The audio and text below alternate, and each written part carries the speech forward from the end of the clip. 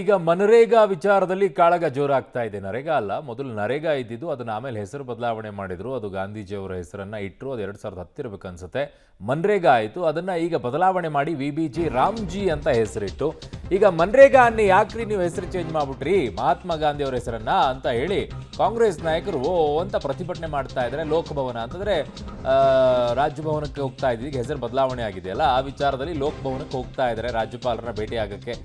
ನರೇಗಾ ಬಚಾವೋ ಅಭಿಯಾನವನ್ನ ಈಗ ಶುರು ಮಾಡಿದ್ದಾರೆ. ಬಸ್ನಲ್ಲಿ ಲೋಕಭವನದ ಕಡೆಗೆ ಕಾಂಗ್ರೆಸ್ ನಾಯಕರು ಹೊರಟಿರೋದು.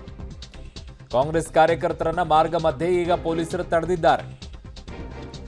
ಮನ್ರೇಗಾ ಬಚಾವ್ಗೆ ಕಾಂಗ್ರೆಸ್ ಹೋರಾಟವನ್ನ ನಡೆಸ್ತಾ ಇರುವಂತದ್ದು. ಲೋಕಭವನ ಚಲೋಗೆ ಈಗ ಕಾಂಗ್ರೆಸ್ ನಾಯಕರು ಮುಂದಾಗಿದ್ದಾರೆ. ದೃಶ್ಯಾವಳಿಗಳಲ್ಲಿ ನೋಡ್ತಾ ಇದ್ದೀರಾ.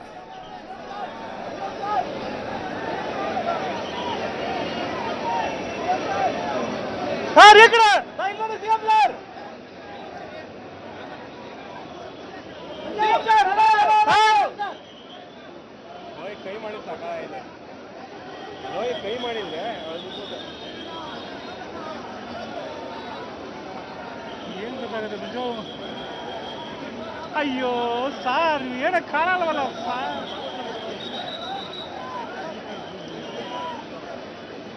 ಅವ್ರಿಗೆ ಹೇಳ್ಬೇಕು. ಸೊ ಇದು ಬಸ್ಸಿನಲ್ಲಿ ಈಗ ಲೋಕಭವನ ಕಡೆಗೆ ಕಾಂಗ್ರೆಸ್ ನಾಯಕರು ಹೊರಟಿದ್ದಾರೆ. ನೋಡ್ತಾ ಇದ್ದೀರಾ ದೃಶ್ಯಾವಳಿಗಳಲ್ಲಿ. ಸಚಿವರು, ಮುಖ್ಯಮಂತ್ರಿಗಳಾದಿಯಾಗಿ ಎಲ್ಲರೂ ಕೂಡ ಈಗ ಅಖಾಡಕ್ಕಿಳಿದಿದ್ದಾರೆ, ಧುಮುಕಿದ್ದಾರೆ, ಹೋರಾಟವನ್ನು ಮಾಡ್ತಾ ಇದ್ದಾರೆ.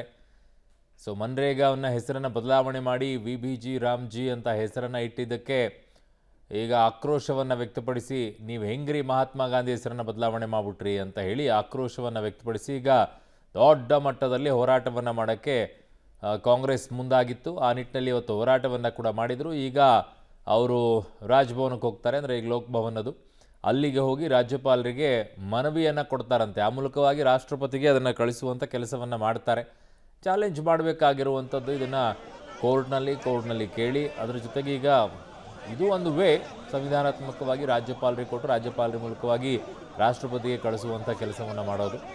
ಸೊ ಎಲ್ಲ ನಾಯಕರು ಕೂಡ ಅಖಾಡಕ್ಕೆ ಧುಮುಕಿ ತಮ್ಮ ಹೋರಾಟವನ್ನು ಮಾಡ್ತಾ ಇದ್ದಾರೆ. ಮಾನ್ಯ ಮುಖ್ಯಮಂತ್ರಿಗಳು ಸುರ್ಜೇವಾಲಾ, ಡಿ ಕೆ ಶಿವಕುಮಾರ್ ಅವರು, ಮಂತ್ರಿಗಳೆಲ್ಲರೂ ಕೂಡ ಈಗ ಈ ಪ್ರತಿಭಟನೆಯಲ್ಲಿ ಭಾಗಿಯಾಗಿರೋದು.